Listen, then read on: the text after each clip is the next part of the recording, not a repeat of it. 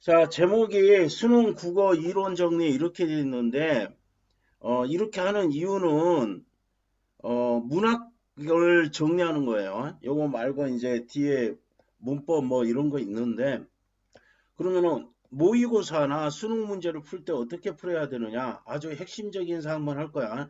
우리가 기초적인 거는 다 있잖아요. 문학의 갈래에서 이미 공부를 했으니까, 이거는 완전히 실전형으로 실제 우리가 문제를 풀 때 어떤 방식으로 풀어나가야 될 건지 이야기를 해줄 거예요. 자, 맨 처음에 문학 작품 감상 방법. 자, 내신에서는 고2는 아직도 그렇게 나올 수가 있어요. 다음 다음 중 문학 작품 감상 방법이 너무 갈겨 쓰네. 감상 방법이 다른 하나는 이렇게 시험 문제 나오고, 그래서 요거 작가, 현실, 독자 이게 뭐라고 했어요? 외재적 감상이라고 했지. 외재적 감상이고, 작품 자체를 하는 것을 내재적 감상 또는 절대론적 감상인데, 근데 이게 요 내신에서 나오는 거는 내신에서 나오는 거는 이 말이 옳으냐 틀리냐를 따지는 문제가 아니에요. 내재적 감상인지 외재적 감상인지 보는 거야. 그럼 작가는 작가의 가치, 철학과 가치관을 작품에 뭐하지? 반영한다고 해가지고 반영론적 감상 이러고, 이거 잘못됐네. 작가를 표현한다. 미쳤네. 작가의 철학과 가치관, 인생관을 작품에 표현한다 해가지고 표현론적 감상 이렇게도 이야기합니다. 근데 외우지 마. 작가가 표현하는 거고 현실은 뭐 하는 겁니까? 현실을 반영하죠. 그래서 반영론적 감상. 그 다음에 독자는 읽음으로써 뭐야? 효용, 만족도예요. 경제학에서 효용하면은 만족도 이렇게 해석하면 되는데, 효용, 논적, 감상. 그럼 독자는 뭐냐? 작품을 읽으면서 교훈을 얻는다든지 깨달음을 얻는다든지 작품을 읽으면서 즐거움을 얻지, 이런 것들이 다 효용론을 가리키는 말이에요. 그래서 내신에서는 이렇게 나올 수 있고, 그럼 수능에서는 어떻게 되느냐? 수능이나 모의고사에서는 이 보기를 줄 거야. 어떤 작품을 이렇게 가, 나, 다 이렇게 하면은 뭐냐? 보기를 바탕으로 또는 보기를 참고하여 이런 문제가 나올 거란 말이야. 그러면은 여기 보기가 중요해요. 그러면은 이 보기에서 철저하게 좀 해줘야 될 거는 보기에서 가장 중요한 부분만 밑줄을 그어버리세요. 그럼 이거는 많이 긋는 것이 잘하는 게 아니라 꼭 필요한 거. 보기를 읽으면서 문제가 예상이 돼야 돼. 그럼 첫 번째, 이 보기 안에 나온 내용이 아닌 내용이 나왔어요. 그럼 무조건 보기에 없는 내용이야. 보기에 없는 내용이면은 이거는 무조건 틀립니다. 그래서 선생님이 문제 풀 때 보기를 바탕으로 한 문제 같은 경우는 위의 지문을 읽지 않아 버려요. 위 지문을 읽지 않고 바로 풀어버립니다. 그러면은 분명히 보기에 없는 내용이 있으면 그건 무조건 답이 될 거고, 당연히 보기하고 반대되는 내용이 있어도 답이 될 거고, 근데 이제 보기를 참고하는 문제는 보기를 좀 읽어야 되는 경우도 있어요. 보기를 읽어야 되는, 위 지문은 보기가 아니라 위에 그 지문을 읽어야 되는 경우도 있어요. 그래서 보기를 바탕으로 푸는 문제하고 보기를 참고해 가지고 푸는 문제하고는 좀 다릅니다. 보기를 참고한다는 거는 위 지문하고도 관련성이 있고, 보기를 바탕으로 하는 경우는 아예 위에 지문 안 보고 한번 풀어봐. 그래서 우리가 맨 처음 풀 때 이거는 전부 다 이상해요. 3점짜리로 나와. 3점짜리란 말이야. 그래서 이거는 오히려 더 쉬운 문제야. 그래서 이런 습관 한번 들여놔봐라. 밑줄 그어놓고 또 선지에도 밑줄을 그으세요. 선지에도 보기에 관련되어 있는 것들을 밑줄을 그어봐. 그래서 이거는 오히려 선생님 3점짜리가 더 쉬운데요. 이런 소리가 나와요. 근데 처음에는 좀 두려움이 있어. 진짜 선생님 말이 맞나? 해봐요. 직접 쿨하게 한번 풀어봐봐. 그러면은 이런 풀이를 해주면 오히려 더 내신에서도 나오면은 이게 수능형, 아니 수능형도 아닌데 뭐 이게 반드시 수능형이야. 수능형 아닌데 이제 수능형 문제 해가지고 배점이 좀 높아요. 그래서 이렇게 해주라. 그럼 내용은 상관없습니다. 표현론적 관점 하면은 뭐야? 작가 이야기가 들어가 있으면 표현론. 작가, 뭐 직업이라든지 여기에 뭐 가족 관계라든지 뭐 생활 환경이든지 직업 뭐 이런 거 전부 다 해당이 되는 거고, 반영론은 효용론은 시대를 반영하는 거. 효용은 뭐야? 깨달음, 교훈, 감동, 흥미, 미적 쾌감, 반성. 그래서 효용론에서 조금 틀리는 경우가 있어요. 독자라는 말이 들어가 있으면은 효용론이 됩니다. 그다음 내재적 감성은 너무 많기 때문에 절대론적 관점인데 뭐 어쩌고 태도 어쩌고 이건 너무 많을 거 아니에요. 이거는 신경을 안 쓰는 거야. 그래서 이거를 나온 게 이제 보기를 바탕으로 내는 문제가 지금 모의고사에서 내신에서는 문학작품 감상 방법이 다른 하나는 이렇게 나오는 거고, 모의고사나 수능에서는 보기를 바탕으로 해가지고 여기 외재적 감상과 내재적 감상에 대한 내용들을 여기다 써놓을 거예요. 그럼 그거를 바탕으로 풀어야 된다. 이렇게 된다. 자, 시에서 제일 중요한 건 화자라고 했지. 시에서 시 속에서 말하는 사람 이래버려요. 그 다음 이거 허구적 대리인이라는 거는, 허구라는 거 소설에서도 똑같아요. 이거 뭐야? 김소월의 진달래꽃 그러면 어떻게 돼? 화자가 여성이죠. 근데 김소월은 뭐야? 남자지. 그럼 당연히 이렇게 다룰 수 있다는 거. 뭐 삼인곡, 송민곡도 마찬가지고요. 옛날에는 뭐, 그 옛날 이야기 하지 말자. 시인하고 화자 이렇게 된다.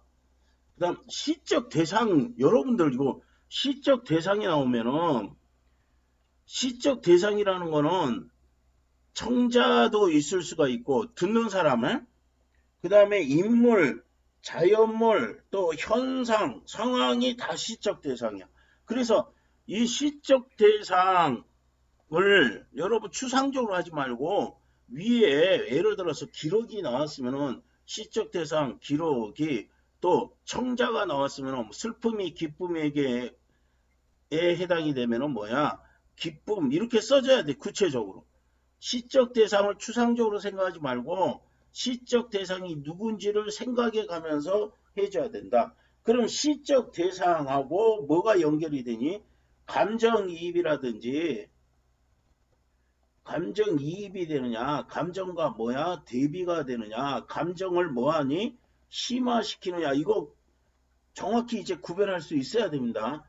고1 때는, 고1 때 같은 경우는 감정이입에 대해서 봤는데, 감정이입은 뭐야? 같은 감정. 이거 찾을 때 어떻게 찾아야 돼? 자연물 찾아야 돼. 순서. 자연물 먼저 찾아주고 밑줄하고 그거에 대한 정서가 나와 있는 거 정서에 밑줄을 해주세요. 그 다음에 감정과 대비되는 거 많잖아요. 그 송인 같은 경우에 뭐야? 한문 시죠. 정지상에. 어떻게? 남포의 풀빛은 짙어오는데, 풀빛은 짙어오고 있어요. 그런데 인간은 뭐하고 있어요? 이별을 하면서 비가를 부르고 있어요. 그럼 이런 게 대조를 이룹니다. 꾀꼬리는 황조가에서 꾀꼬리는 어때요? 암수서로 정다워요. 근데 화자인 나는 뭐야? 외로워요. 그래서 이렇게 대비가 되는 거지. 그래서 이런 거를 감정이 대비되는 거다. 그 다음에 감정을 심화시키는 거. 안 그래도 슬픈데 더 슬프게 만드는 거. 가장 대표적인 게 귀뚜라미라고 그랬죠. 한자로는 뭐라고? 실솔.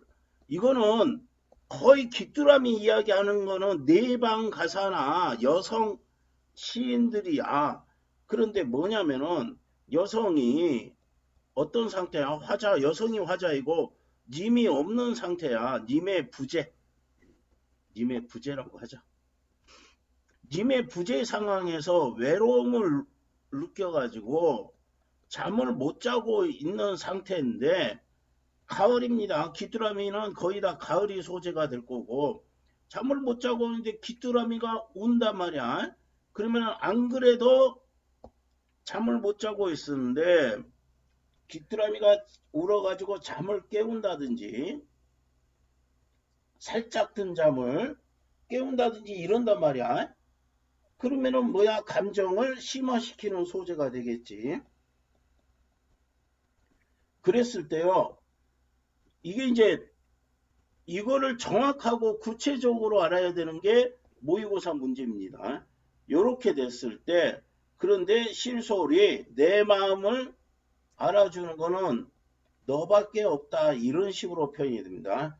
실솔 미물이지만 하찮은 짐승이지만 하찮은 곤충이지만 내 마음을 알아줄 사람은 너밖에 없다. 그래서 귀뚜라미에 대해서 원망하지 않은 겁니다. 그래서 이 시적 대상들의 유형이 감정이 이입이 된다. 똑같은 감정 느끼는 거, 감정하고 반대되는 거, 내 감정을 더 심화시키는 거, 이거 세 가지 유형은 정확히 구별을 해줘야 되고, 그 다음에 그 특징이나 속성 등은 굉장히 신경을 많이 써줘야 돼요. 그럼 그 특징이나 속성을 어떤 점을 부각을 시켜서 썼느냐 이렇게 해야 됩니다. 시적 상황 중요하고요. 내적 상황이고 외적 상황이고 외적 상황은 뭐 당연하죠. 시대적 사회적 상황이고 그 다음 정서인데 정서는 긍정적 정서는 동그라미를 치세요. 그리고 부정적 정서는 세모를 쳐면은 선생님이 항상 강조하는 거 있어. 시건 소설이건요. 정서를 나타내는 말을 동그라미 치시라니까. 근데 이거 되게 신경을 안 쓰는데 그 왜 안 쓰는지 모르겠어. 동그라미 치라니까. 동그라미 치면은 시에서 만약에 정서가 나와 있어. 동그라미를 쳤어요. 그러면 정서가 뭐야? 직접적으로 드러난다. 이런 표현들 굉장히 많이 나와. 모의고사에서 내신에서도 마찬가지고 직접적으로 드러나는 건 정서가 쓴 말에 있으면 직접적으로 드러난 거 아니에요. 그럼 직접적의 반대는 뭐야? 간접적인데 간접적으로 안 하고 뭐야? 비유적으로 드러난다. 이게 간접적으로 드러난다고 똑같은 말이에요. 그래서 시건 소설이건 정서를 드러내면 이게 모의고사 끝나고 나서 선생님이 점검하는 게 뭐냐면은 아니 정서를 드러내는 말을 동그라미 쳤으면은 혼내지 않아요. 근데 안 치고서 틀리면은 혼이 나. 그런데 우리가 아니 긍정적 정서와 부정적 정서가 있을 건데요. 이런 것들은 전부 다 그냥 세모하세요. 그러면은 화자가 지금 긍정적인 상황인지 부정적인 상황인 것까지 정리가 된단 말이야. 그러면은 이거는 긍정적 정서는 뭐하고 연결이 될 거냐면은 상승적 이미지하고 연결이 될 거고 여기 뒤에 배울 건데 부정적 정서는 하강적 이미지하고 연결이 될 거야. 예를 들어서 황동규의 기항지라는 시가 있어요. 황동규의 그럼 맨 처음에 눈이 이렇게 내리고 있었어요. 그러면 이건 뭐야? 하강적 이미지지. 그런데 이제 뒤쪽에 가서 눈이 올라가고 있었다 이런단 말이야. 이러면은 뭐야? 상승적 이미지지. 우리가 눈 이렇게 내리다가도 이렇게 바람이 불면 이렇게 눈이 이렇게 올라가기도 하잖아요. 그래서 이거 긍정적 정서는 상승적 이미지하고 연계돼 가지고 나오고 부정적 정서는 하강적 이미지하고 연계돼 가지고 나온다. 내릴 강자라고 했지. 이렇게 했습니다. 시에서 제일 중요한 게 뭐냐면은 이 정서, 그 다음에 태도,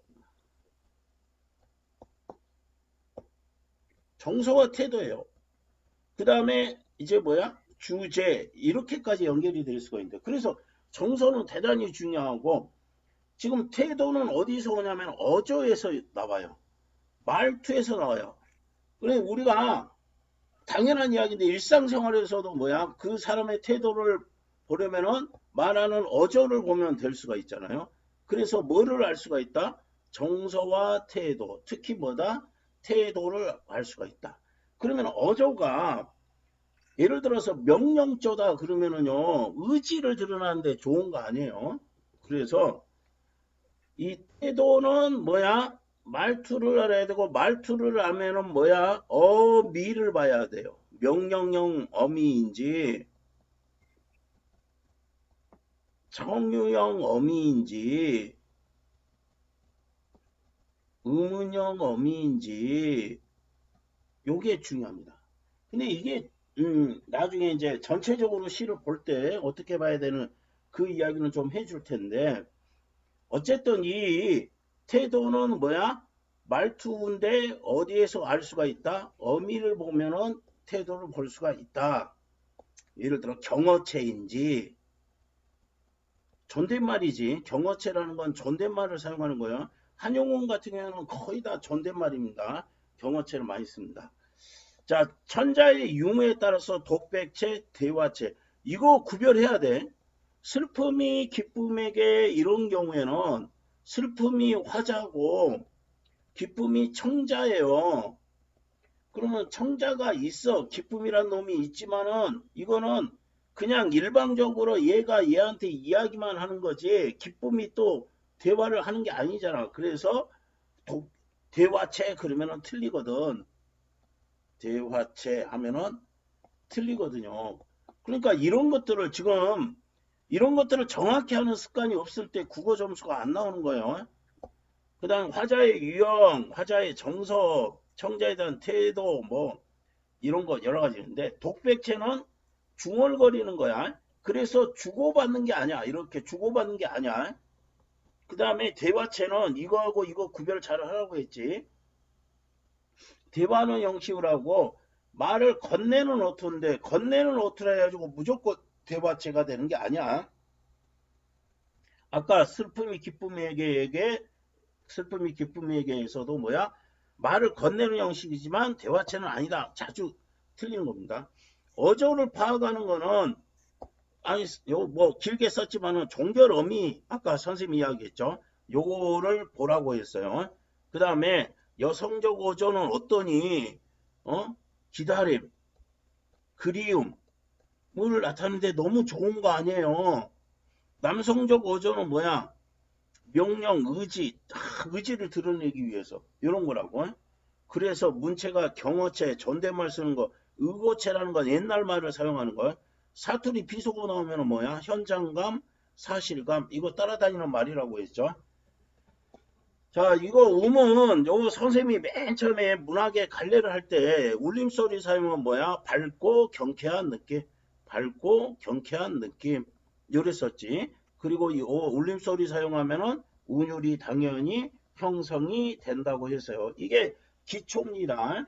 그 다음에 프트츠크는 뭐야? 거센 소리지. 그러니까 강하고 거칠고 딱딱한 거. 근데 요거는 그렇게 자주 나오는 건 아니고, 요거는 울림소리 사용은 리을음이 특히 많이 사용이 됩니다. 리을이 굉장히 많이 사용돼요. 리을이나 니은이 많이 사용이 되는데, 이때는 뭐야? 운율을 형성해주고 밝고 경쾌한 느낌을 준다. 그 다음에 양성모음은 밝고 작고 가볍고, 음성은 어둡고 크고 반대가 되죠. 자, 그 다음 시의 출제 요소, 아까 정서, 태도 무지하게 중요하다고 했죠. 그 다음에 의미하고 이거는 뭐야? 기능은 소재의 의미 이렇게 될 수가 있어요. 소재의 의미 이거 연결이 돼가지고 나온다. 가장 큰 거는 정서하고 태도가 큰 줄거리예요. 그런데 만약에 수능 문제를 여러분이 수능이나 모의고사 문제를 풀면은 시에서 뭐 선어 문제, 소설에서 선어 문제가 나올 건데 여러분 어떻게 묻겠어요? 세부적인 거 묻지 않는다고요. 작은 거, 큰 것 위주로 읽으세요. 작은 것은 뭐야? 좀 나중에 이거 안 중요하다는 게 아니라 큰 것 먼저 읽고 작은 것은 나중에 읽어야 되는데 특히 평가원이나 수능에서는 아니 시가 요거밖에 안 나오는데 시의 세부적인 거 작은 거 묻겠냐고요. 큰 거 물어보는 거예요. 그 이제 그 써진 대로 말하면은 시에 시를 감상하는 능력이 있느냐 없느냐 이거 묻는다. 소설을 읽는 능력이 있느냐 없느냐 이걸 묻는다. 이렇게 돼 있어요. 그러면은 자질구레한 거, 뭐 의성어, 의태어 사용될 이건 조금 있다가 바로 이야기해 줄 건데 그거를 자꾸 여러분한테 물을 거다 생각을 하지 말고 전체적이고 큰 거를 물어볼 거다 생각을 하세요. 자, 시를 읽을 때 제목 확인 이거 중요합니다. 제목을 끝까지 확인할 뿐 아니라 제목을 의식해 가면서 읽으세요. 제목을 의식해 가지고 읽어. 읽다 보면은 제목을 생각을 안 하고 제목이 얼마나 중요한 건데 그 다음에 이제 제목 여기에 보기에 대한 문제 있으면은요 시를 모르는 거야. 아까 보기를 참고하여 보기를 바탕으로 이렇게 시험 문제가 나오면은 그 보기가 사실은 해설서예요. 그 시의 해설서니까 그거 읽으면 되고 화자는 당연히 찾아야 되고 상황 느끼고 중요한 거 정서 태도 어떻게 하랬어 동그라미 치라고 했어요. 그 다음에 보기를 참고해야죠. 자꾸 보기를 바탕 보기를 참고 이게 무조건 시트고 해설서라고 해서 그걸 바탕으로 해설을 해줘라. 이렇게 해줘라. 그래서 그게 아까 선생님이 미리 이야기했죠. 반영론적 관점, 표현론적 관점을 우리가 알 수 있게 해준다. 그걸 참고해가지고 있고요. 그 다음에 이제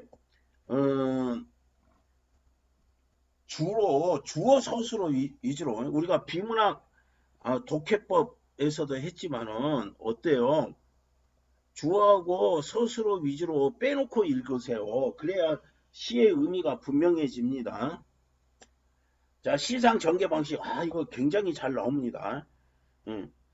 시상 전개 방식이라는 거는 뭐 표현하기보다 중요성, 표현하는 전개를 파악하는 방법. 자, 이 차이점이라는 거는 뭐냐면은 뭐 예를 들어서 시상의 전환 뭐 이런 것들이지. 시상의 전환. 예를 들어서 남신이죠. 유동, 박시봉, 방 이런 데서 보면은 뭐야? 안에서는 뭐야? 응? 쓸쓸하고 외롭고 절망적이고 이랬지. 근데 그러나부터 뭐야? 시상이 상승적 이미지가 되면서 어때요? 내가 어떻게 살려고 하는 의지가 드러나죠. 이런 차이점을 좀 해야 돼. 그리고 아까 긍정적인 거에 세모 요거 이렇게 하라는 거는 여기서 벌써 뭐야? 차이점이 나오니까 하는 겁니다. 이 문제가 상당히 많이 나오고요.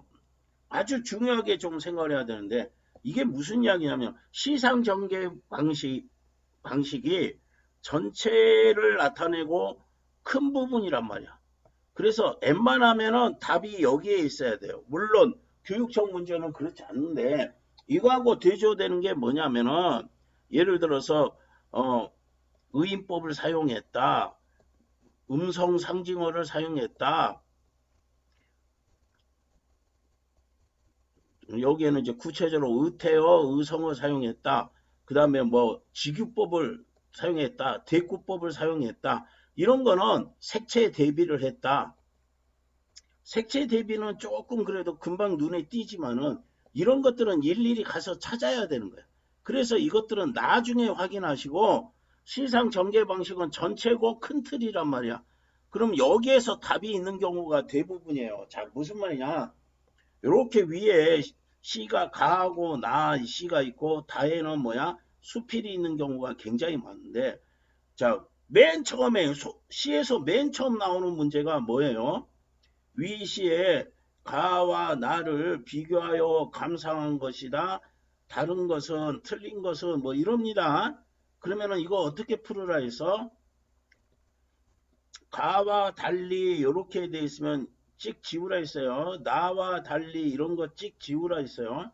그 다음에 가나 모두 그러면은 이거 순서하고 상관없이 이것들을 먼저 체킹을 하란 말이야. 모두 보라는 건 둘 다 봐야 되니까 일단 여기서 틀린 내용이 나와버리면 이게 답일 거 아니에요.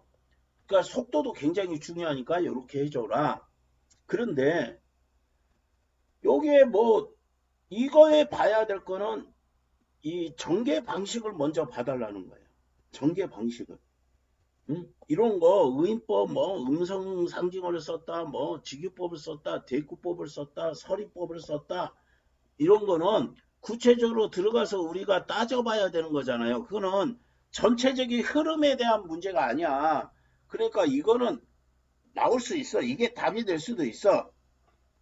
특히 평가원하고 수능시험이 아니면은 자질구레한 거 봐야 되는 경우가 있는데 일단은 요건 나중에 보세요. 이게 답이 될 수는 있지만 나중에 보고 전체 그리고 큰 틀에서 보라. 거기서 답일 경우가 대단히 많다. 이게 옛날에 정말로 국어 못했던 학생이 있어요. 그래가지고 요 시에서 맨 처음 나오는 문제 이제 맨날 틀렸단 말이야. 그래서 그 학생에게 내려준 처방이 요거였어요. 그럼 시상 전개는 시간의 흐름이 나온다. 순행적, 역순행적, 역순행적은 뭐 여승, 백석이었죠. 백석의 여승이라든지 이런 것들, 긴기림의 길이라든지 이거는 그렇게 많이는 안 나와요. 그런데 순행적 구성 중에서도 이렇게 정확히 밝혀야 돼. 아까 대상물과 감정이입이 되니 대비가 되니 심화를 시켜주니 이거하고 똑같죠. 과거 현재 미래인지 아침 낮 저녁인지 그 다음에 더 가면 밤 새벽 이렇게 될 거고 봄 여름 가을 겨울 굉장히 많이 나오는 형태지. 그래서 이거를 추모식 구성도 되는데 이거 옛날 용어라서 거의 안 나오고 시간의 흐름에 따라 썼다 뭐 이렇게 나와요. 추보식까지는 요즘은 거의 나오질 않으니까. 과거 현재 미래는 이육사의 광야에서 특히 추보식 구성 이렇게 나오고요. 아침 낮 저녁 요거는 박두진의 도봉, 청철 3인국은 봄에는 뭐 매화 보내고 여름엔 님의 옷 보내고 가을에는 청광 보내고 겨울에는 양춘을 버연해서 보내고 뭐 이런다잖아요. 근데 이거를 계절감을 나타내는 소재들도 알아줘야 된다. 계절감을 드러내는 소재들을 알아야 이것도 같이 될 수가 있습니다. 여기 나오네. 동풍, 이화, 도화, 행화 이거 전부 다 꽃이지. 백꽃, 복숭아꽃, 살구꽃, 실록, 삼춘, 화류 꽃 한자가 들어가 있잖아요. 삼촌이 아니라 삼춘이. 잘못 썼네. 봄춘자 들어갑니다. 여름에는 녹음이라든지 꾀꼬리라든지 들어가고 가을 기러기 그 다음에 낙엽 단풍 추풍 설이 기러기하고 설이 그 다음에 뭐야 황운 고전 시가에서는 황운은 뭐야 노란 구름이지 잘 익은 별을 말합니다. 잘 익은 곡식을 황운 이거는 잊어버리지 마 제발. 황운은 겨울은 백설, 눈입니다. 이거를 알아야 봄, 여름, 가을, 겨울로 진행이 됐는지를 알 수가 있다. 역순행적은 그렇게 많이 안 나옵니다. 그 다음에 역시 공간 한번 보세요. 공간은 전개, 공간이 중요하다. 직접 이동하는 경우 하고 시선에 이동하고 직접 이동한 거니 뭐냐 시선만 이동한 거니 이렇게 됩니다. 박목원의 나무 같은 경우는 유성에서는 어쨌고 조치원을 거쳐가지고 공주에서는 어땠고 온양에서는 이제 서울까지 왔을 때 어쩌했다. 뭐 이런 식으로 그냥 화자가 직접 이동을 하면서 뭐를 봅니다. 나무를 보면서 쓴 거고 시선이 이동되는 걸 이것도 좀 잘 봐야 될 게 뭐냐면은 그냥 단순히 나열한 경우도 있고 근경에서 원경으로 가는 경우가 있고 원경에서 근경으로 가는 경우가 있어요. 이것도 아주 중요한 부분입니다. 지금 선생님이 뭐라 했어? 요 시간 순서 중요하고 이게 전체고 큰 틀이라고 그랬어요. 지금 공간도요. 어때요? 시선이 이동하는데 대상 그냥 나열만 한 경우가 있고 근경에서 원경, 가까운 경치에서 먼 경치를 하는 경우가 있고 원경에서 근경으로 오는 경우가 있어요. 그래서 대상을 나열한 거는 뭐 김광규는 이미지즘이라고 했지 심상을 너무너무 많이 쓴 사람이야. 그래서 노을, 전신주 이건 뭐야 대중 없이 그냥 이동만 했어요. 자, 내가 눈에 보이는 대상을 어떤 기준이 없단 말이야. 그런데 요 근경, 원경, 근경은 기준이 있다는 거지. 그래서 들길, 마을, 들, 보리, 껴꼬리, 산봉우리 점점 뭐야 대상이 멀어지지. 그래서 근경이 원경이고 또 뭐야 아래에서 위 이거는 그렇게 잘 많이 나오지 않아요. 그다음에 원경에서 근경은 월훈 이거 작년 수능 특강에 있었는데요. 마을이 있습니다. 마을에서 집이 있습니다. 집안에 누가 있습니다. 노인이 있습니다. 이렇게 해서 원경에서 근경으로 가는 방식이다. 그러니까 이런 거는 뭐 하냐면요. 읽을 때 예민하게 읽어야 돼. 읽을 때 예민하게 미리. 나중에 문제 나오기 이전에 읽으면서 이미 아하 이거 시선 이동으로 썼네. 아하 이거 시간의 흐름에 따라 썼네. 이게 나와야 돼요. 그 다음 대립적인 건 아까 이야기했지 동그라미 치고 세모 치면은 이거는 금방 알 수가 있습니다. 특히 뭐니 참여시 현실 참여시에서 긍정적인 가치 부정적인 가치 뭐 껍데기는 가라 뭐는 남고 남는 것은 긍정적인 거고 가라는 거는 뭐야 부정적인 것들이겠어. 자 대단히 중요했습니다. 수미 상관 알죠? 통일감 안정감 이거 나오면 통일감 안정감 반복했으니까 운율 형성이고 처음과 끝부분이 동일해도 되는데 뭐야 약간 변형을 해도 괜찮아요. 살짝 바꾸는 것도 변형하는 것도 수미상관이 됩니다. 수미상응이기도 하고 아까 뭐라 해서 이거 이미 굉장히 요거 안정감 통일감 이거 따라다니는 말이라 했어요. 운율 형성은 반복했으니까 당연한 거고요. 성경 후정도 아까 뭐야 큰 틀에 해당이 되는 겁니다. 이거는 두보의 시가 전부 다 성경 먼저 경치 보여주고요.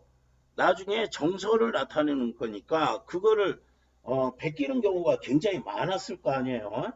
그래서 이거는 대단히 많은데 외부에서 내면으로 이동하는 것도 성경 후정이라고 생각하면 됩니다. 점층적은 의미가 점점 고조되는 거, 강조되는 거, 고조되거나 넓어지는 거 이렇게 된다. 기승전결은 요거는 한용운 씨는 이제 한문시나 시조에 등장하는 건데 한용운하고 또 이육사도 살짝 이육사의 광야 같은 경우는 완전히 기승전결이지. 그러면은 이거 생각하면은 물론 기승전결 그러면은 기승전결 거의 다 한용운 씨가 많이 나올 거니까 한용운 씨가 상당히 어려운데 한용운 씨가 N반하면은 수능 특강이 항상 들어가요. 참 재밌어. 그러면은 뭐야 기에서는 인식입니다. 님의 침묵 같은 경우는 나라가 망했습니다. 승 뭐야 졸라 슬픕니다. 정서를 심화시킵니다. 너무너무 슬퍼요. 전에서요 시상의 전환이 이루어집니다. 전환. 그러나 슬퍼만 하는 거는 님에 대한 사랑을 오히려 깨치는 행위이다. 내가 전환해가지고 여기서 재인식을 합니다. 내가 슬퍼만 할 수가 없어. 그러니 결에서는 뭐야? 내가 행동으로 깨달은 거를 행동으로 옮겨야지. 행동으로 옮기면서 요 마무리하는 요런 내용인데, 사실은 이렇게 쓰는 것보다 시 하나 가지고서 님의 침몰은 인식을 했어요. 그래서 나라가 망했다는 거 인식하고요. 나라가 망해서 너무 슬퍼요. 그러나 슬퍼만 하는 것은 나라에 대한 사랑에 대한 사랑을 스스로 깨치는 행위다. 그러므로 나는 이렇게 행동할 거다. 이렇게 됩니다. 그 다음에 어조 변화가 있습니다. 종결의미만 보지 마라 했는데, 전체적으로 보면 일단 종결의미는 대단히 참고사항이고요. 요것만 가지고 판단하지는 말라, 이런 이야기입니다. 자, 형상화 너무나 잘 알고, 이미지는 뭐지? 이미지하고 심상하고 같은 말이죠. 그래서 뭐야, 형상화는 이렇게 하지 말고 추구라고 했지. 추상적인 대상과 개념을 구체적 대상과 개념으로 나타내는 거. 그러면은 구체적 대상으로 나타내려면은 어떤 방법으로 나타내겠어요? 심상을 사용해서 나타낼 거예요. 이미지를 사용해야죠. 심상 이미지 같이 읽으라 했어. 그래서 뭐야? 뭐 추상적인 대상, 사랑을 시각적 이미지로 형상화했다. 이런 어구들이 굉장히 많이 나옵니다. 그럼 여기 앞에 쌓인 게 시각적 이미지, 청각적 이미지, 이런 말들이 쓰일 거예요. 그래야 추상적인 거는 눈으로 보거나 만지거나 듣거나 할 수 없는 거잖아. 눈으로 보거나 듣거나 할 수 없는 거를 눈으로 보거나 듣거나 할 수 있다고 나타내는 것, 이것이 심상입니다. 아니, 형상화입니다. 근데 형상화는 사실은 형상화의 뜻을 묻는 문제는 별로 안 나올 거예요. 뜻을. 이거는 고2 때나 고1이나 고2 때 나오는 거고, 이미지는 뭐야? 구체적으로 형상화하기 위해서 감각을 동원해 가지고 사용하는 거다. 이렇게 됩니다. 작년 수능 특강이 나오는데 생각이 스며다. 생각이 어떻게 스밀 수 있어? 그래서 요게 수철리는 누이 동생 김광균 아까 이미지라고 그랬지? 이미지점에 심상을 굉장히 많이 썼다. 대단히 많이 씁니다. 수철리에서도 굉장히 많이 썼는데 생각이 스며다. 이렇게 옷섬에 스며다. 이렇게 됩니다. 그 다음 요거는 안 해도 되겠지. 시각, 청각, 후각, 촉각, 미각, 그 다음에 공감각. 이거는 선생님이 너무 많이 이야기를 했기 때문에, 특히 그러면 이제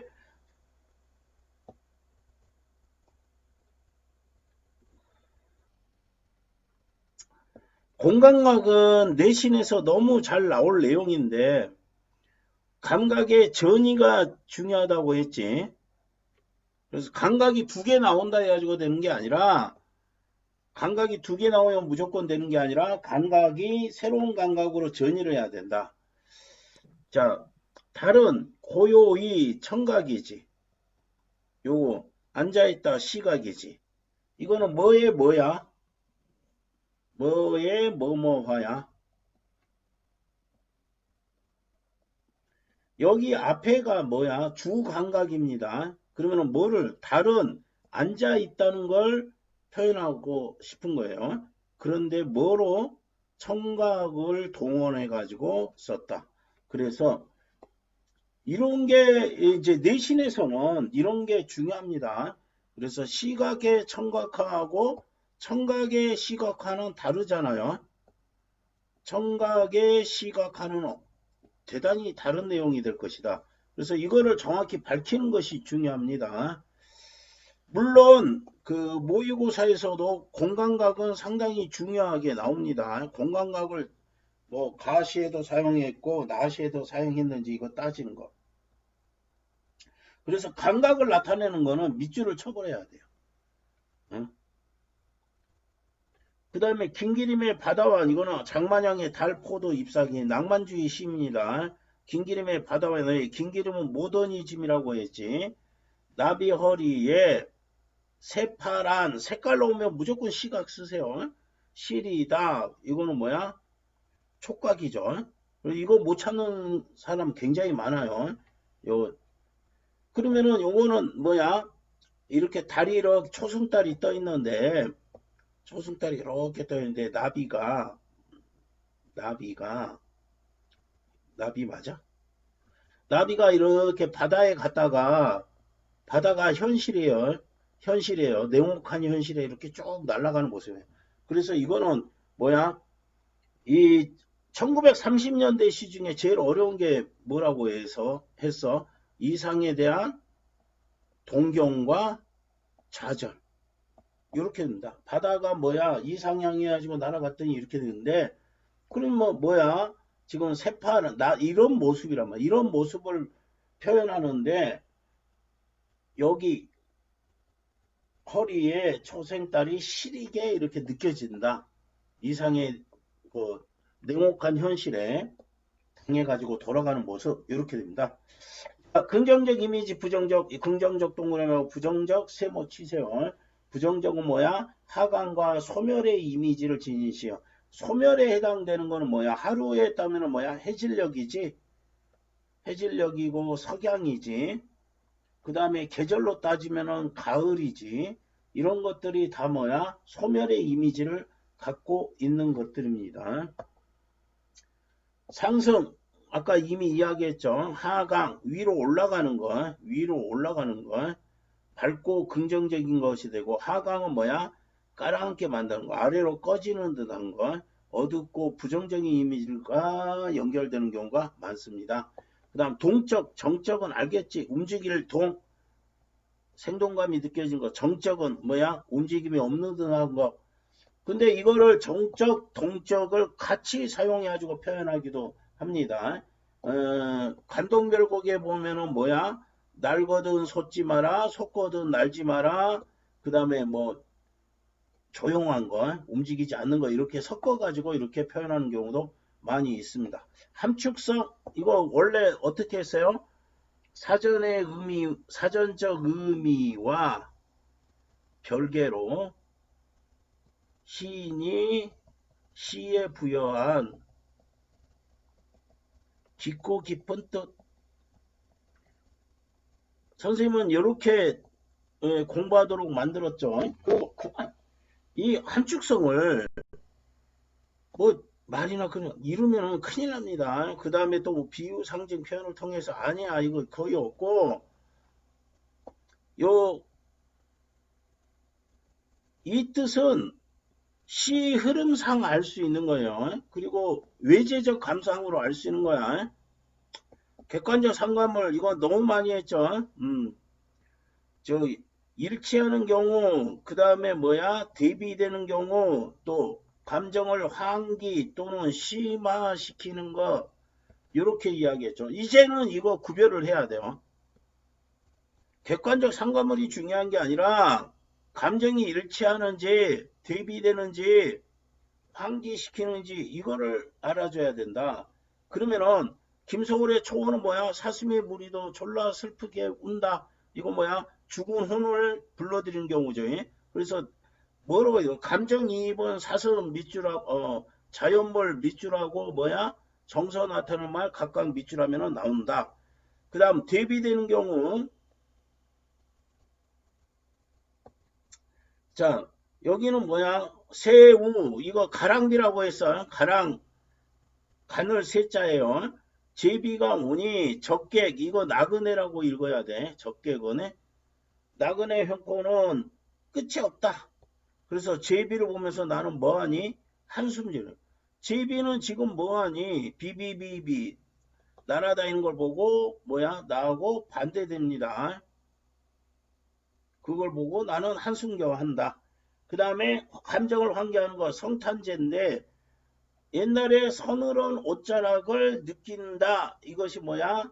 서늘한 옷자락이 아버지의 사랑을 서늘한 옷자락은 아버지의 사랑을 의미하는 겁니다. 아버지의 사랑을 의미하고 성탄제라는 거는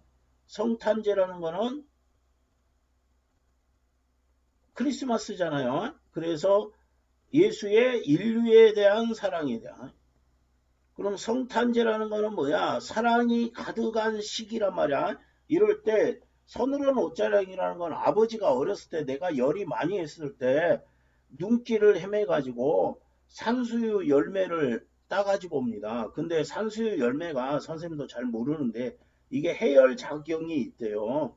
그럼 내가 어렸을 때 열이 막 올랐는데요. 아버지가 눈길을 헤매서 산수유 열매를 따왔어요.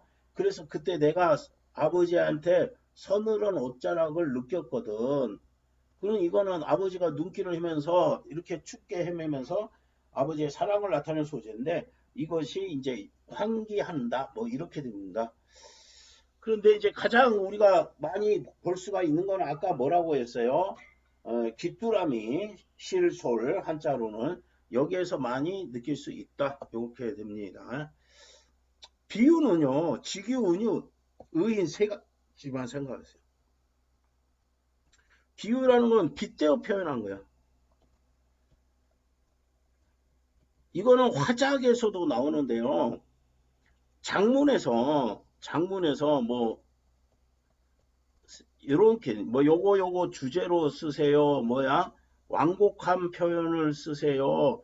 그 다음에 비유법을 사용하세요. 그러면은 장문에서 이런 거를 가지고 이게 여기에 맞게 장문된 거 이렇게 시험 문제에 나오는데 선생님이 뭐부터 보라냐면 비유법부터 보라고요.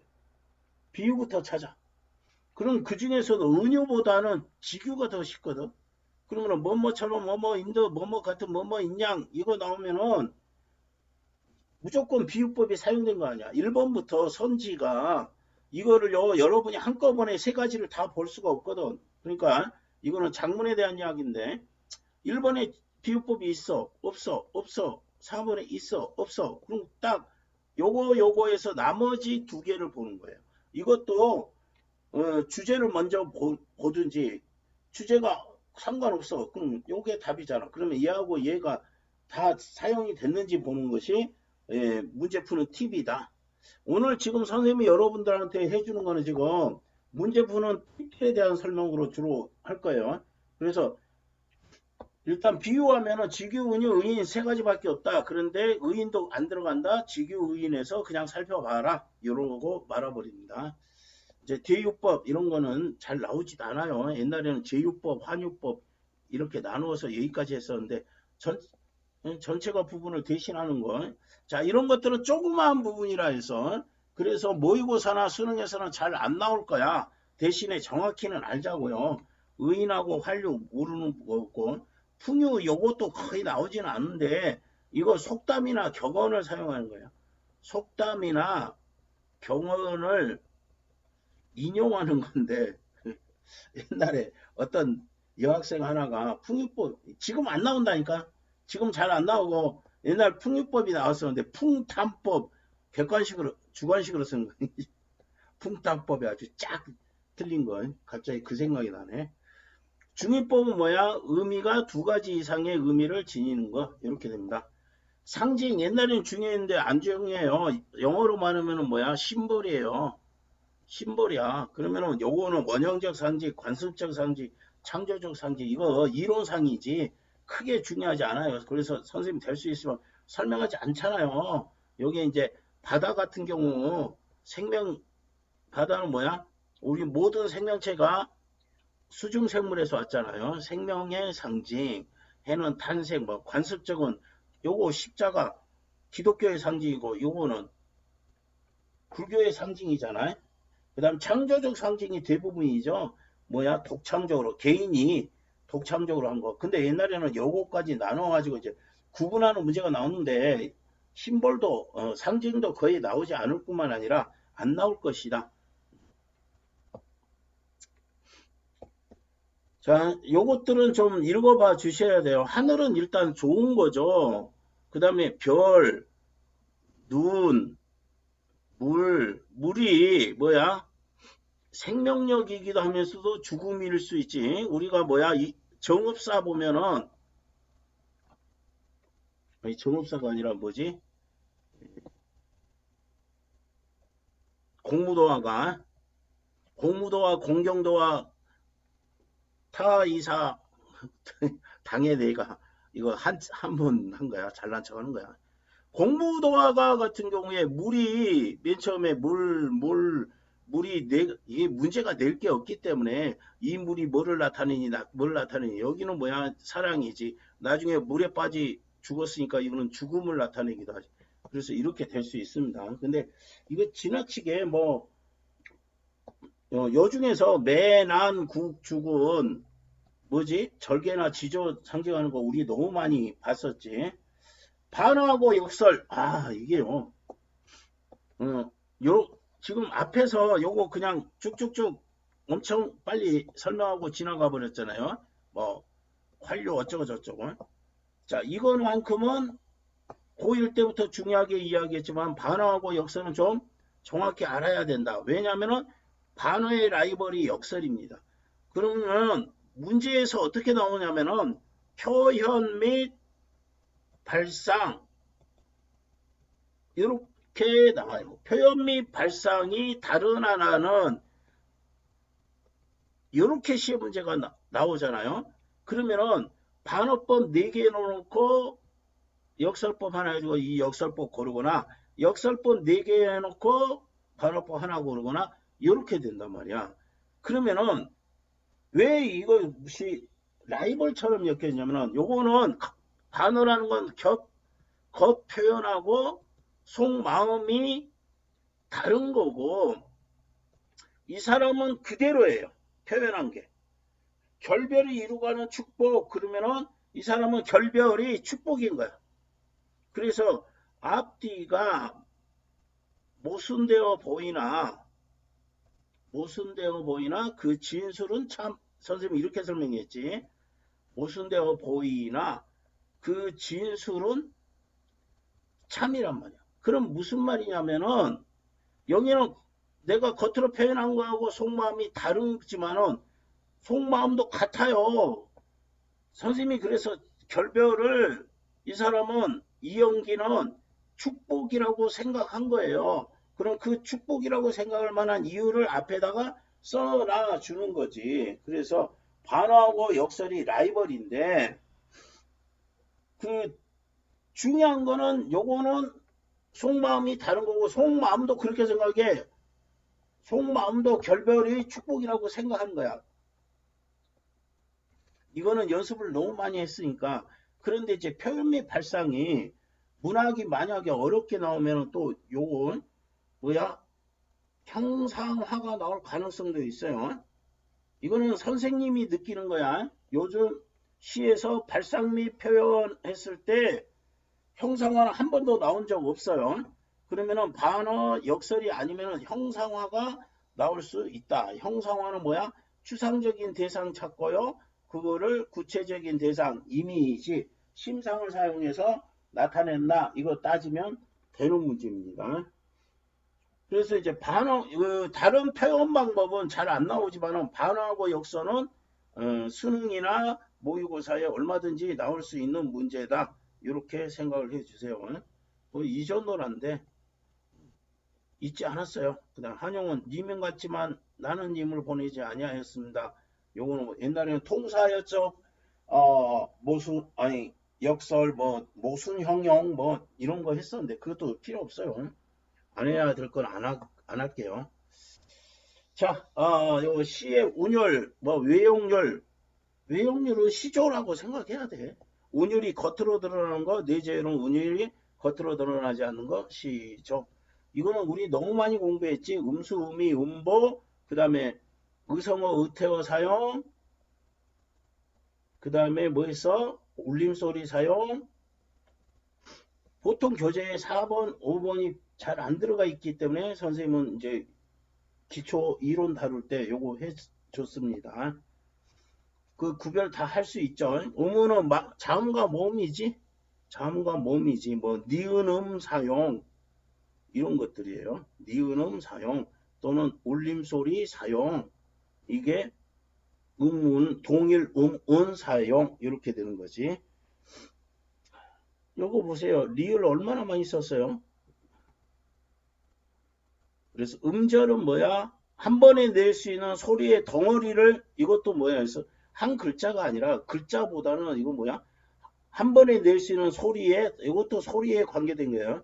소리의 덩어리 이렇게 해야 이게 사실은 정확한 표현입니다. 그 다음 반복하면 무조건 요거 나온 거요. 음보율은 좀 신경 써야 될 게 주요 사용되는 게 삼음보하고 사음보인데 삼음보는 뭐야? 민요하고 고려, 가요에서 사용이 되고요. 사음보는 뭐야? 시조나 가사에서 가사문학에서 쓰인 건데 삼음보가 우리 민족적 율격입니다. 민족적 율격이기 때문에 김소월은 주로 삼음보, 민족적 율격은 삼음보에 7, 5조, 7글자, 5글자로 반복하는 거. 근데 김소월이 쓴 시는 대부분 삼음보에 7, 5조를 사용했기 때문에 민족 시인이라고 하는 거죠. 그래서 이 정도만 정리합니다. 시조는 뭐 민요조는 삼음보로 이루어져 있다. 이러는데 그 전통 고려 가요도 민요하고 비슷한 거니까 음수열, 통사 구조의 반복, 문장 구조가 반복이 되는 거다. 여기 이제 뭐 대구법이지. 그래서 고전 시간은 웬만하면은 대구법하고 서리법은 거의 다 사용했다고 했어요. AAVA 구조, 음성상징어 이제 이런 거를 따서 의성어, 의태어 사용 선생님이 4번으로 했잖아요. 그 다음에 수미상관, 시적 허용 여기까지가 뭐지? 운율. 근데 시적 허용은 운율 때문에 쓰는 경우도 많아요. 모든, 하이안, 설렘 이래야 됩니다. 그럼 문학이니까 허용해 주는 건데 운율 때문에 사용되는 경우도 굉장히 많다. 이렇게 됩니다. 대꾸하고 대조. 대꾸는 뭐야? 운율 형성하려고 하는 거고요. 대조는 의미 강조 때문에 하는 겁니다. 그러면은 대꾸는 뭐지? 비슷한 어전 요거를 짝지어 표현한다. 반복해서 표현한다. 이렇게 해야 돼요. 말 없는 건 청산이고 태 없는 건 유수로다. 그래서 대꾸는 웬만한 고전 작품에 거의 다 있다고 했잖아요. 대조는 의미 강조를 하려고 하는 겁니다. 대비는 뭐야? 맞대어 비교하는 거다. 비교하는 겁니다. 마주할 대자야. 이게 마주할 대자인데 한자를 알면 더 쉽게 되는데. 그 다음 영타는 감탄 서리. 대꾸하고 서리는 웬만하면 들어간다 했죠. 이거는 뭐야? 의미 강조하는 거다. 그런데 뭐야? 당연한 이야기. 독자가 얼마든지 알 수 있는 거. 흔들리지 않는 꽃이 않고 피는 꽃이 어디 있으랴. 모든 꽃들은 흔들리며 핀다. 반복은 뭐야? 운율 형성 뭐야? 의미 강조. 이랬죠. 반복하면은 운율이 형성이 되고 뭐가 됩니다? 의미 강조됩니다. 이렇게 이야기했습니다. 열거야 모르는 사람 없잖아요. 연세법이 앞구절의 말이 다음 구절에 뭐 해야 돼? 연결돼가지고 연서적으로 이어지는데 굉장히 많이 나오진 않아요. 근데 내신에서는 나올 수가 있어. 이게 별표지. 별표 아니에요. 중요하지 않아요. 수능하고 모의고사는 잘 안 나오는데 요게 뭐 흥보가나 어이 못 오던가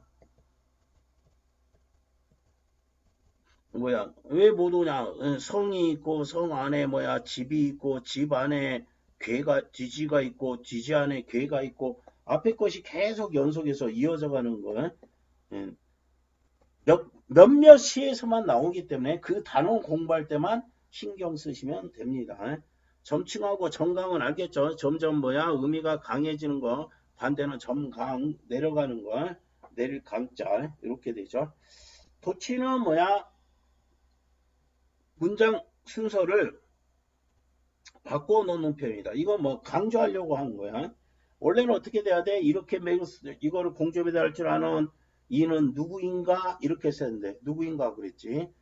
요거는 김소월 죽어도 아니 눈물을 흘리다 이거 수능에 나왔었고요. 나의 집을 나는 지으리 해야 되는 거를 나는 지으리 나의 집을 이렇습니다. 이런 세부적인 표현은 그렇게 중요하지 않아요. 스스로의 스스로를 생략한 경우도 많이 있더라. 시상의 집약. 집약하는 거는 좀 생각해야 돼. 한데 모은다는 거야.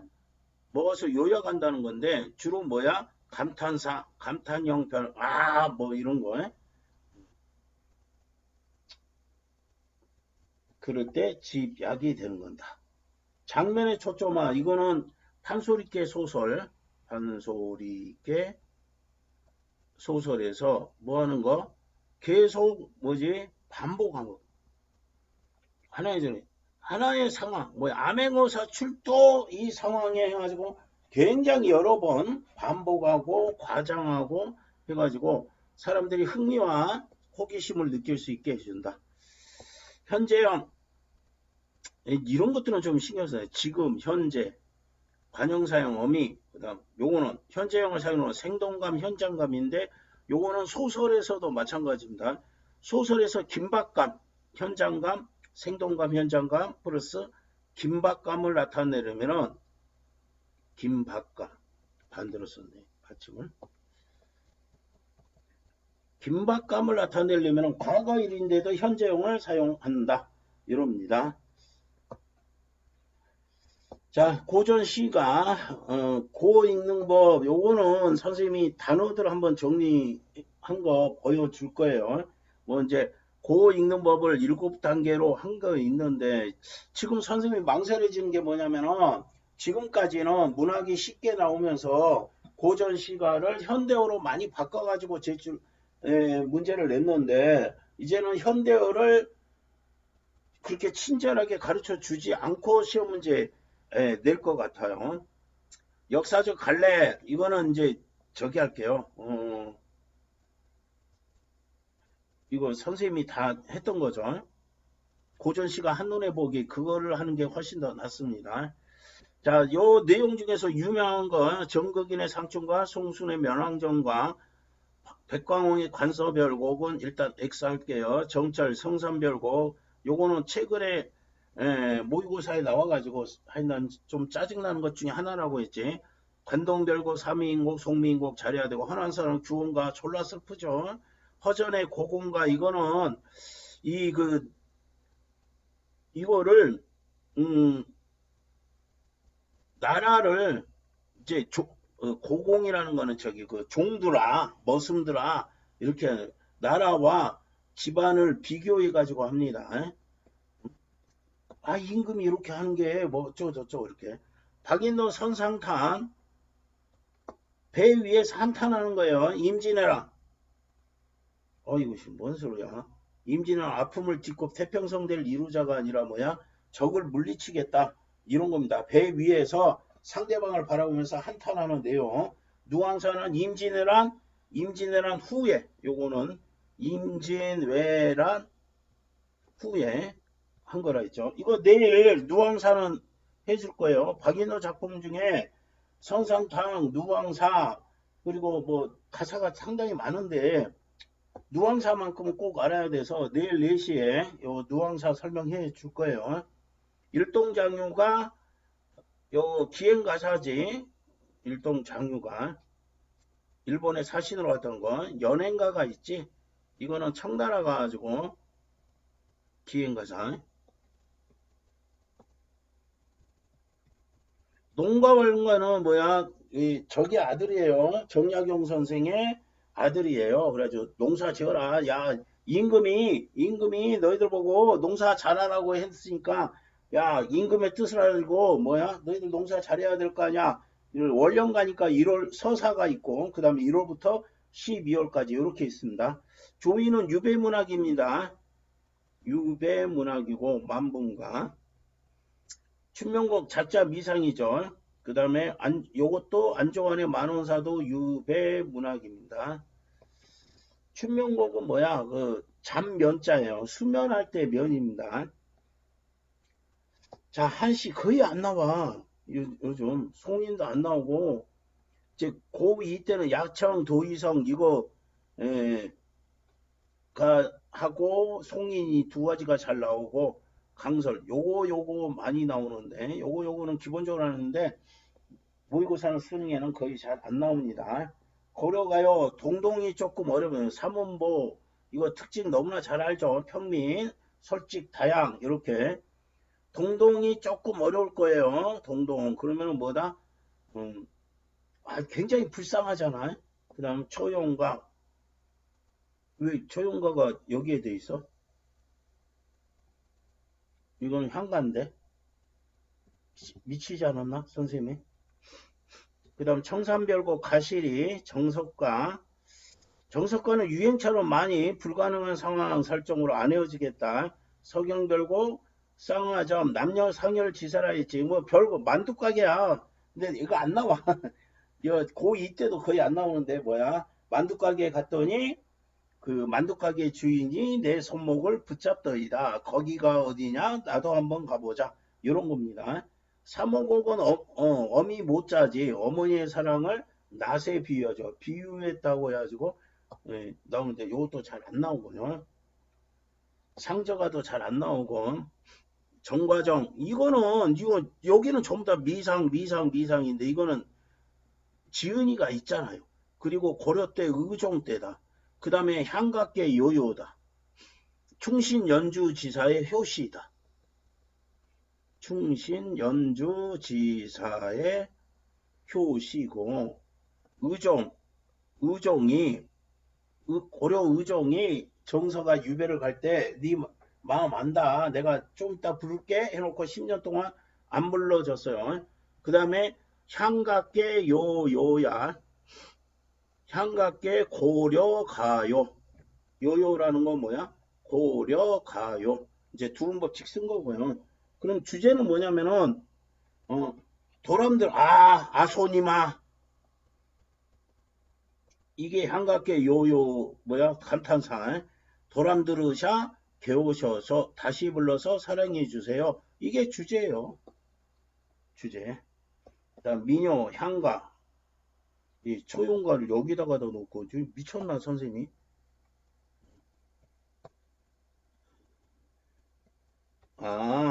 고려 가요 중에 초용가가 있어. 맨 처음에 썼던 걸 또 잊어버렸어요. 근데 이거는 신경 쓰지 마세요. 향가에서 나오지 여기에서 안 나와요. 서동요 참여적이라 있지. 이거 뭐 사구체라서 참은 뭐야? 모함한다는 이야기. 그 다음에 헌어가 도솔가 모죽지랑가 초용가 제망매가 안민가가 살짝 나올 때도 있고요. 창기파랑가 이거는 해석하는 사람에 따라서 굉장히 달라진다 했어요. 이렇게 된다. 귀족과 승려가 썼고 한자를 알아야 된다. 언해 아예 안 나옵니다. 옛날에는 선생님 언해 참 좋아했었는데 안 나옵니다. 고대가요는 뭐한다? 집단적에서 뭐야? 개인적으로 바꿔졌다. 그래서 공무도화가 구지가 황조가 개인적 정선 정업사 해가 뭐 이런 것들 안 나오고요. 경기체가 아예 몰라도 돼요. 내신에서도 거의 안 나옵니다. 한림별곡 같은 경우는 그냥 나열했어요. 나열해가지고 우리가 공부하는 모습이 좀 어떻습니까? 훌륭하지 않아요? 뭐 이런 것들입니다. 자, 소설 봅시다. 주제, 구성, 문체, 소설의 3요소고 자, 이거 맨 처음에 소설은 어떻게 하느냐? 인물 관계도를 뭐 앞에 이제 전략 또는 중략 이 부분에 그 다음에 보기 이런 거에서 보면서 인물 관계도를 그려야 돼요. 결국은 인물 관계도를 왜 그러냐면 갈등 중심의 문학이잖아. 특히 고전 시가는 동일 인물임을 알아줘야 돼요. 이름이 다른데 예를 들어서 구몽 양소유가 하늘나라의 성진이었고요. 양소유가 행적과 관련된 거 인물의 행적과 양장원이었고요. 그 다음에 벼슬 양승상 원수 뭐 이렇게도 돼. 중간에서는 거의 뜻부분이 나오니까 그런데 그 다음에 또 이름 생략하고 승상 이렇게 한다. 그러니까 이 사람들이 같은 동일 인물이라는 걸 알아야 뭔 내용이 됩니다. 그래서 뭐 홍계월정 같은 경우에도 여자 이름은 계월이고 남자였을 때 이름은 평국이고 그 다음에 그 이제 부인으로도 나오고 여자니까 요거는 남자일 때 이름이에요. 평국 보국 남편이 보국입니다. 그 다음에 또 이 사람이 원수가 되고 뭐 대원수가 되고 그래서 요것이 같은 인물인 걸 알아야 이거 할 때 인물 관계도를 그릴 때 이 사람이 동일 인물인 걸 알아야 왜 이렇게 썼는지는 모르지만 옛날 소설은 이렇게 썼다니까. 그래서 이게 안 되면 뭔 소린지 전혀 모르게 되는 상황이 됩니다. 그래서 요거 말고 인물 관계도를 그리세요. 요것도 마찬가지. 요것도 마찬가지. 요거 전부 다 필요 없어요. 그래서 모의고사 보고 난 다음에는 선생님이 확인하는 거예요. 인물 관계도를 그렸느냐 안 그려. 작년에 숙향전이 나온대 고전 소설. 아니 그 관계도도 안 그려놓고 틀려놨어. 그러니까 지가 미안하니까 그 이야기부터 하는 거야. 아 시간이 없어서 안 그랬다. 반대로 이야기하고 있어요. 시간이 빠르게 해주는 게 인물 관계도입니다. 인물 역시도 직접 제시면 인물의 성격을 나타내는 말을 동그라미 하세요. 그러면은 이 동그라미가 없으면 간접 제시잖아. 간접 제시는 뭐야? 대사와 행동을 통해서 나타낸다. 이렇게 됩니다. 시점은 너무 중요한데요. 서술자가 뭐야? 작품 속에 말하는 이라고 했죠. 그래 서술자를 뭐라고 시점을 뭐라고 했어 선생님이? 서술자의 위치라고 그랬어요. 그럼 이제 소설이 있으면 맨 처음 나오는 문제가 수능이나 모의고사에서 윗글의 서술 방법으로 옳은 것은 틀린 것은 이렇게 나와요. 그러면은 이번에 저기 뭐야 세연이 그때 칭찬했지 전지적 작가 시점 이렇게 그러면은 반드시요 반드시 이게 시점 문제는 아니에요. 그런데 시점과 관련지어서 문제를 풀어줘야 이 문제가 해결이 되는 거야. 이것도 굉장히 잘 틀리는 사람이 있어요. 그럼 밑에 시점은 써주자. 그럼 서술자의 위치가 작품 아니면 1인칭이고 작품 바뀌면 3인칭이다. 이렇게 되죠. 그 다음에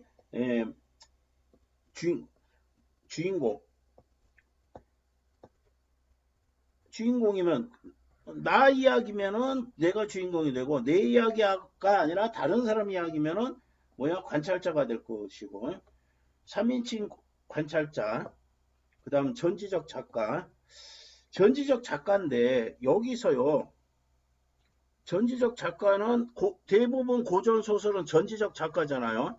그래서 지금 작년부터 선생님이 좀 이야기하는 게 서술자의 개입 편집자적 논평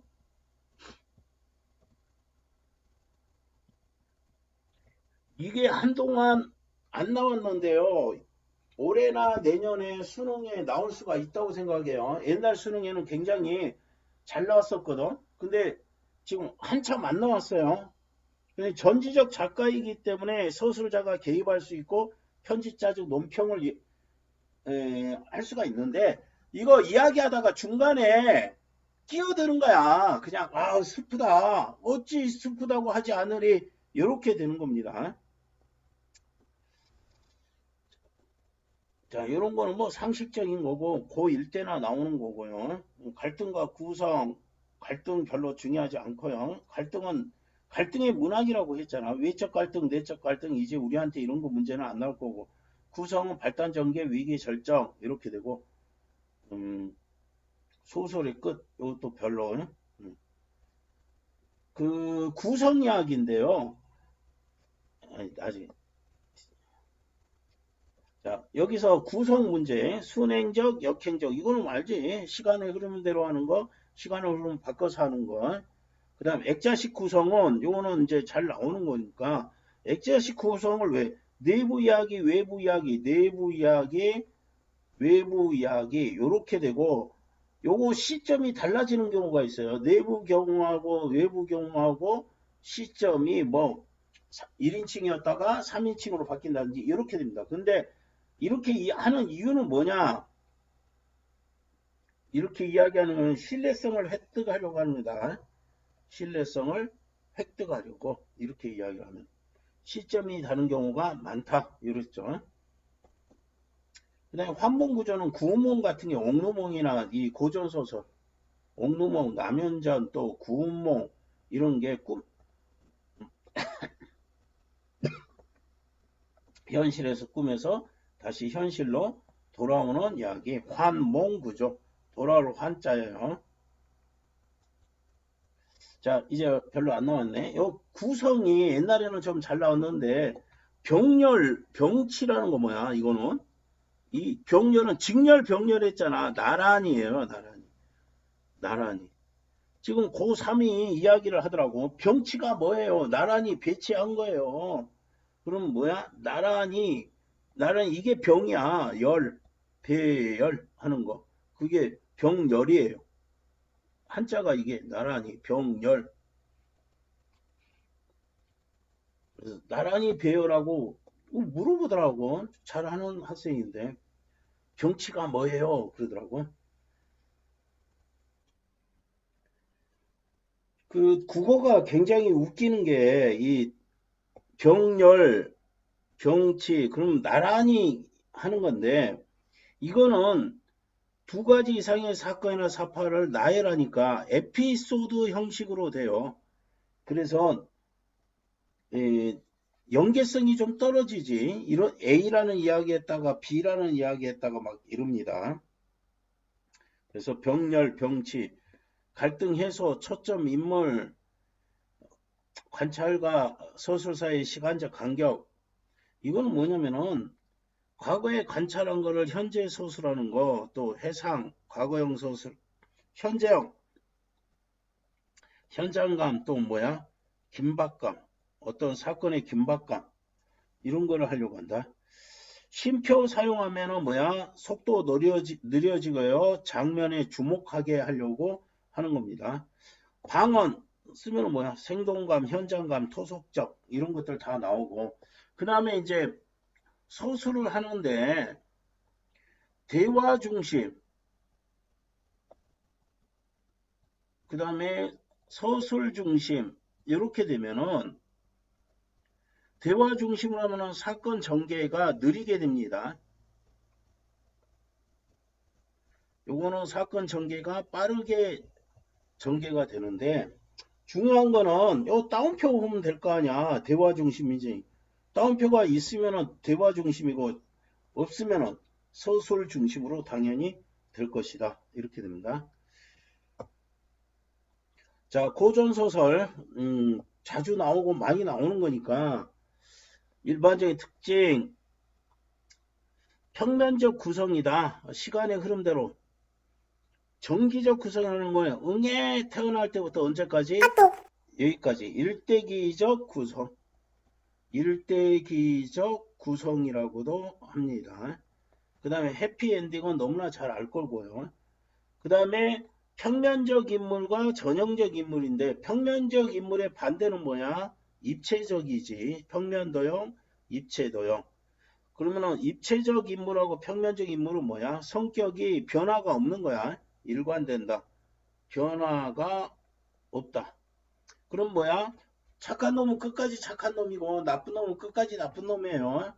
그 다음에 전형적 인물이라는 건 계급이나 어떤 계층을 대표하는 건데 전형적의 반대는 뭐야? 개성적 인물이에요. 개성적 인물이다. 그러면은 뭐냐면은 연료의 대표가 춘향이고 운영이지 같이 죽어버립니다. 그 다음에 작가를 대변하는 건 광문 양방전의 부자.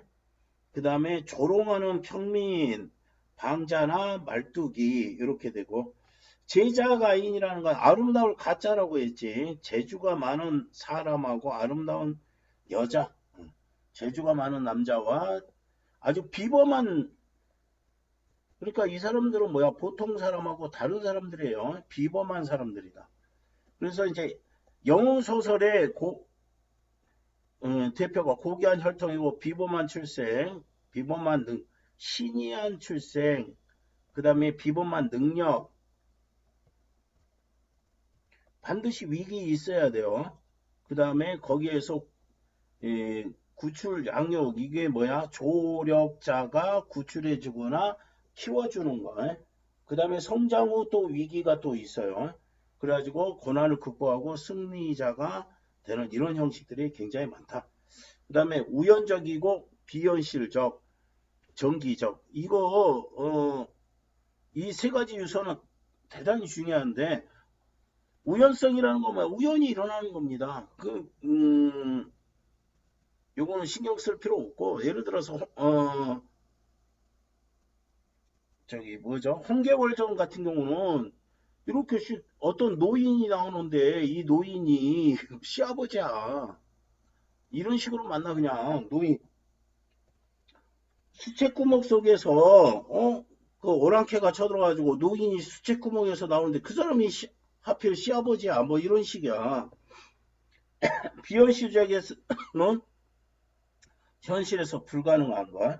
정기적은 그냥 요술 도술. 기이하다 할 때 기자거든요. 요술 도술 부리는 장면. 근데 그게 비현실적이기도 하지 사실은. 그래서 요술 도술 부리는 장면, 막 갑자기 막 구름이 뭐 끼어 올라온다든지. 문체는 운문체하고 문어체가 있는데, 운문체는 한 사람이 낭독하고 듣는 형식으로 운율이 있는 거, 판소리 깨지. 그 다음에 문어체는 구어체가 아니라 문어체로 쓰였다. 길동 왈, 길동 가로대,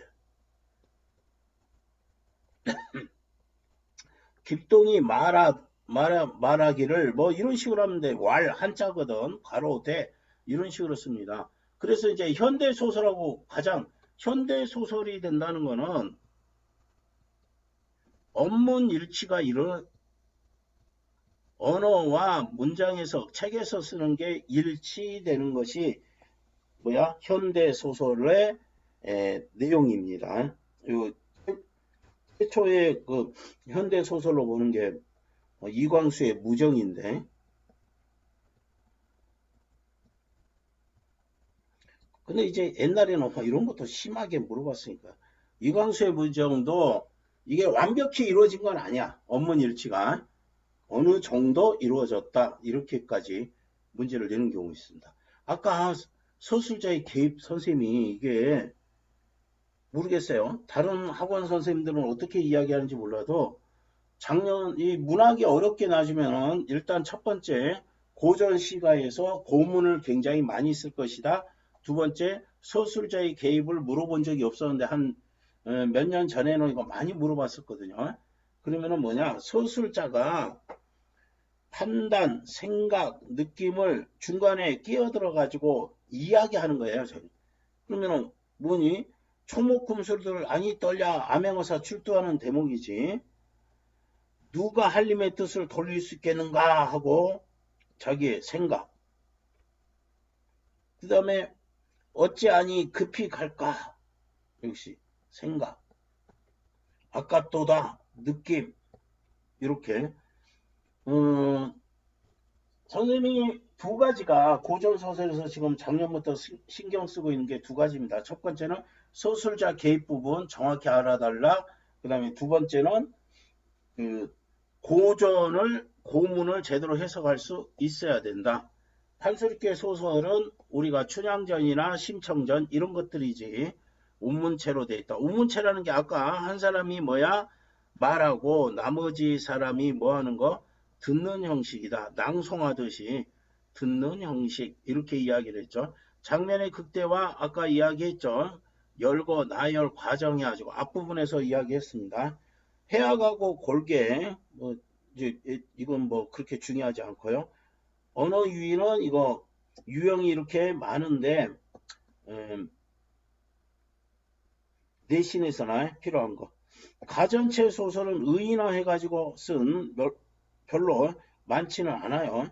국선생전, 국순전, 뭐 요런 것들인데 내신에서는 뭐 나오지. 가계, 이쪽 집안은 어떤 집안이었고, 이 사람이 했던 거, 논평. 이게 이제 사마천의 사기 열전이 이런 식으로 써져 있어요. 거의 그런 형식을 빌립니다. 예를 들어서 술이라든지 엽전이라든지 술이나 엽전을 돈이죠. 뭐 해가지고 의인화해가지고 합니다. 문학의 미적 범주. 이거는 아마 100%안 나올 거예요. 근데 선생님이 어떻게 했어요? 우와, 우아미는, 우와, 뷰티풀이라고 했지? 순고미는 그거를 따르려고 함. 그런데 비장미는 따르려고 하는데 인간의 무슨 한계나 이런 것 때문에 우리는 그렇게 갈 수가 없지. 그래서 추락하는 데에서 오는 슬픔, 이런 겁니다. 그 다음에 골개미는 이거하고 다른 게 뭐냐면은 웃음, 삶을 긍정적으로 보는 거, 구속을 거부하고 웃음을 유발하는 거, 이게 골개미예요. 근데 이게 내신에서도 옛날보다는 훨씬 안 나오고, 옛날에 뭐 융합이 있어야 될 거, 상관 있는 거, 뭐 이 기준으로 이렇게 네 가지 나눈다 막 이런 게까지 했는데 우화 순서대로 우화, 순고, 비장 이 정도까지만 하면은 될 겁니다. 자, 수필이 하나씩 나올 거예요. 근데 수필은 그다지 어렵지 않고, 수필의 정의 이야기했죠. 자신의 체험과 경험을 일정한 형식이 없이 자유롭게 쓰는 걸 이렇습니다. 자, 희곡은요. 희곡은 참 요즘 안 나오는데 이 생각을 해야 돼. 적용하기라는 게 있어요. 적용하기. 그러면은 시를 희곡으로 옮긴다든지, 시를 소설로 옮기다든지, 소설을 희곡으로 옮긴다든지, 이렇게 갈래를 바꾸어서 나타냈을 때는 제일 중요한 게 뭐라고? 원래의 의미가 변하면 안 된다. 변하면 안 된다. 이렇게 됩니다. 그러면 이 시에서 이야기했던 주제라든지, 이 시에서 이야기하고 싶은 상징이라든지 이런 것들이 변화가 있으면 안 된다는 이야기예요. 이제 지금 이런 스타일이 거의 안 나왔기 때문에, 만약에 이런 스타일이 나오면 굉장히 잘 틀릴 가능성이 높은데, 예를 들어서 음, 갑자기 진주난강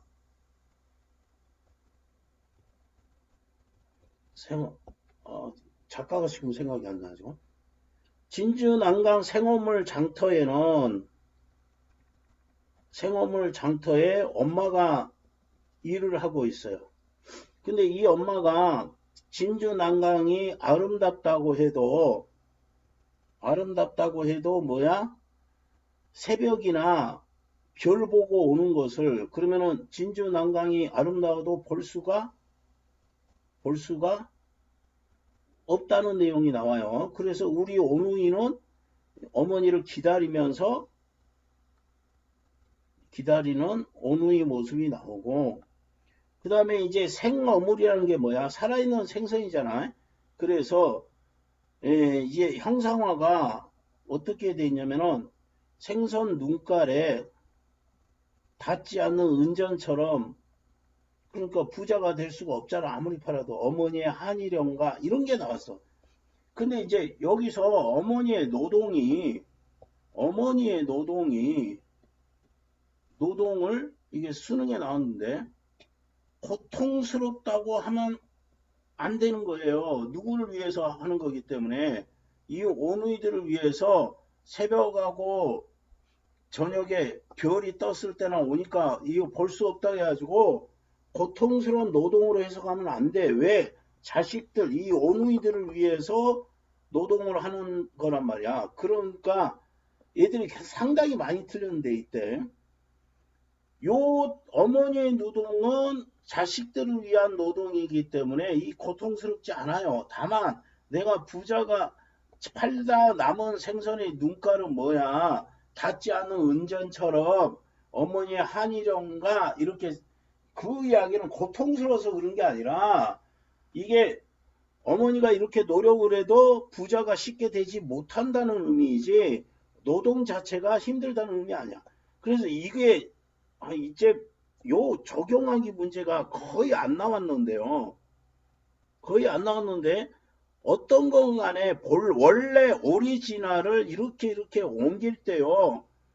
본래 가지고 있는 그 시나 소설의 의미가 변하면 안 된다니까. 그 훼손시키면 안 된다고 봐야 돼. 그러니까 요것도 문제 푸는 방법은 뭐야? 어떤 게 여기서 말하고 있는 거를 그냥 지 마음대로 바꿔놔 버렸나? 이거 따지는 게 이런 문제예요. 그래서 옛날에는 적용하기라고 해가지고 어렵게 나왔는데 최근에 안 나왔던 게 이제 나올 수가 있습니다. 그래서 아마 독립적으로 희곡이나 시나리오 하나가 나오진 않아요. 수필은 시하고 섞여가지고 잘 나올 거고요. 독립적으로 시나리오나 희곡이 독립적으로는 거의 요즘은 안 나왔어요. 나와도 좀 뭐 어렵지가 않으니까. 그런데 적용하기는 나올 수 있단 말이야. 위 시를 뭐로 희곡으로 바꿨을 때 소설로 바꿔서 위 소설을 희곡으로 바꿨을 때 맞지 않는 것은 그러면은 요거 찾으라는 문제라고. 원래 의미를 바꾸거나 훼손시키는 내용이 있으면 그건 무조건 틀리는 내용이 될 것이다. 이렇게 이해하시면 될 거예요. 나올 수 있는 거는 아마 이렇게 나오는 것일 거다. 나오면 조금 어려울 것이다. 시나리오 영어는 뭐 내신에서나 나오는 거고. 자, 이렇게 해서 시나 소설 제발 한번 풀어보라는 방식대로 내신에서도 마찬가지예요. 뭐 모의고사 수능형 그러면 거의 모의고사 형태로 나오는 건데 그랬을 때 푸는 방법은 이렇게 풀어나가는 거다. 또 문제가 어렵게 나왔을 때 여러분이 어렵게 나왔다는 거는 뭐야? 모르는 시, 모르는 소설, 보기에 이렇게 모르는 것들이 쫙 있을 때 그때 어렵게 여기는데 그것도 역시 편하게 읽어라. 오히려 모르는 시가 나오는 거는 편하게 읽는 것이 훨씬 더 편하다.